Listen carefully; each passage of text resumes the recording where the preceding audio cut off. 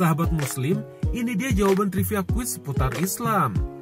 Beduk kulit dari hewan kurban yang didapat dari jual beli akan membuat kurban menjadi batal.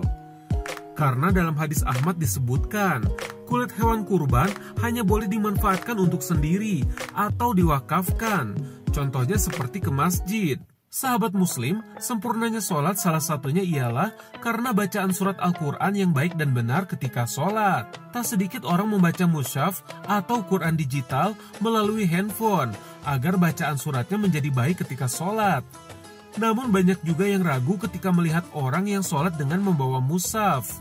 Padahal membaca mushaf atau Al-Quran di handphone hukumnya mubah dan sah-sah saja alias tidak membatalkan sholat. Bahkan ulama besar seperti Syekh Umar bin Hafiz pun pernah membaca Al-Quran ketika sholat. Namun kendati demikian, cara melakukannya pun harus diperhatikan agar sholatnya tidak batal dan tetap sah. Mungkin bagi yang menggunakan HP, ketika Anda hendak ruku, Anda bisa menaruhnya di saku atau ditaruh begitu saja. Karena begitu Anda mengunci HP, tulisan Al-Quran pun turut tertutup. Namun berbeda dengan mushaf atau Al-Quran, kita tidak boleh menaruhnya di sembarang tempat. Banyak ulama mengajarkan, baik di pesantren maupun khalayak umum, tempat menaruh Al-Quran yang baik ketika sholat ialah di bawah lengan. Salah satunya Buya Yahya. Menurut beliau, ada baiknya Al-Quran ditaruh dengan cara dijepit di bawah lengan atas. Dan jangan terlalu banyak gerakan saat melakukannya. Dipegang dengan lengan atasnya. Kemudian di saat membaca dibuka. Jangan banyak melakukan gerakan. Kalau harus bergerak satu-satu. Termasuk kalau ditaruh di papan, ya jangan sampai gerakan kita melakukan satu gerakan yang membatalkan sholat. Apakah gerakan berturut-turut atau membungkuk? Membungkuk mendekati rukuk, batal. Jadi kalau bisa buka ini. Namun justru yang mutlak membatalkan sholat ialah berbicara ketika sholat. Seperti perkataan sehari-hari maupun yang tidak ada kaitannya dengan sholat. Terkecuali bersin. Ketika sholat maka diperbolehkan mengucapkan Alhamdulillah. Hal ini sesuai hadis sahih At-Tirmizi nomor 404. Namun bagi sesama makmum, kita tidak boleh mentashmid atau membalas ucapan tersebut. Karena hal tersebut termasuk dalam kategori perbincangan. Selain itu, terbuka aurat ketika sholat pun dapat membatalkan sholat. Salah satunya yang sering terjadi pada kaum pria yang menggunakan celana jeans gaul dengan aksen robek di bagian lututnya hingga bagian paha. Karena hal ini tergolong sengaja, maka sholatnya menjadi tidak sah, kecuali robek di bagian betis atau mata kaki. Hal ini tidaklah mengapa. Karena aurat lelaki dimulai dari lutut hingga bagian pusar. Selain itu, banyak lagi penyebab tidak sahnya sholat, seperti tertawa, membelakangi kiblat, hadas, dan lain sebagainya. Sahabat Muslim, Rasulullah pernah bersabda tentang seseorang yang sholatnya tidak diterima selama 60 tahun. Sesungguhnya ada seseorang yang sholat selama 60 tahun, namun tak satu sholat pun diterima.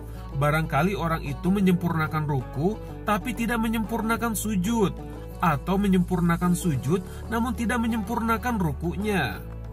Ternyata gerakan sholat yang menjadi poin utama tidak diterimanya sholat ialah sebagai berikut. Yang pertama, rukunya sempurna, tetapi sujudnya tidak sempurna. Yang kedua, sujudnya sempurna, tetapi rukunya yang tidak sempurna. Dan yang ketiga, tidak ada tumanina, sehingga sholatnya terburu-buru. Untuk lebih jelasnya mengenai sempurnanya sholat, mari kita simak pemaparan berikut ini.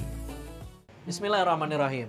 Salah satu yang bisa membatalkan sholat adalah melakukan gerakan di luar sholat. Yang itu bukan gerakan salat. Tetapi ulama membatasi gerakan di luar sholat yang dilakukan di dalam sholat. Yang bisa membatalkan sholat itu adalah ketika gerakan itu dilakukan satu ittisal, berturut-turut. Yang kedua melebihi 3 kali. Yang keempat gerakannya nyata, bukan biharakatin khafifatin, bukan gerakan yang ringan. Kita coba lihat sedikit. Yang pertama ittisal, bersambung.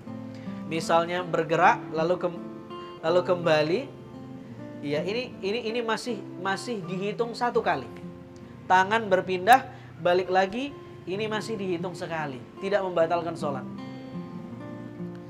Lalu gerakan yang biharakatin khafifatin, yang ringan.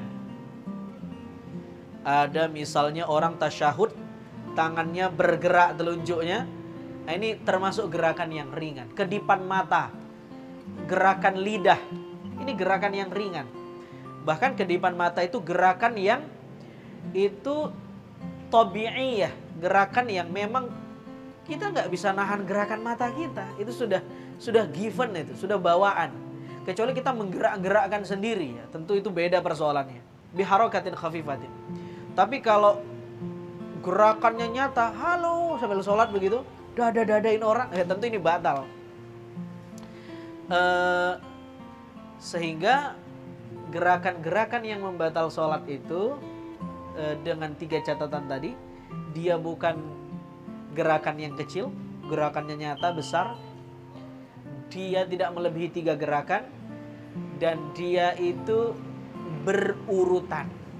Cara menghitungnya begini, misalnya Allahu Akbar, lalu dia bersin, dia tutup, balik lagi, ini dihitung 1 gerakan. Ya, ini beberapa ulama mengatakan demikian. Berbeda dengan kaki, kalau kaki yang bergerak dan kembali ke tempat semula, dia dihitung 2 gerakan. Tapi melebihi 3 dia akan membatalkan sholat. Mudah-mudahan kita diberi inayah, diberi pertolongan oleh Allah untuk bisa khusyuk dalam sholat. Salah satu tanda khusyuk, khusyuk artinya adalah tenang. Dan ketenangan batin itu, khusyuk itu bisa diekspresikan melalui ketenangan fisik.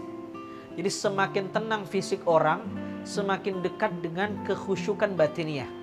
Tapi kalau sudah tidak karu-karuan, mainin jenggot, mainin sarung, pecinya dinaik turunin, songkoknya dinaik turunin, ngancingin baju, atau wah ini sudah tidak tenang. Maka sebelum sholat, persiapkan, bereskan diri kita. Kancing dulu baju. Jangan sampai setan memberi was-was, oh itu baju kamu belum dikancingin loh. Kita sholat sambil ngancing. Oh itu rambut kamu masih, wah macam-macam. Maka bereskan semuanya, sudah rapi, tenang, santai, enjoy, baru sholat.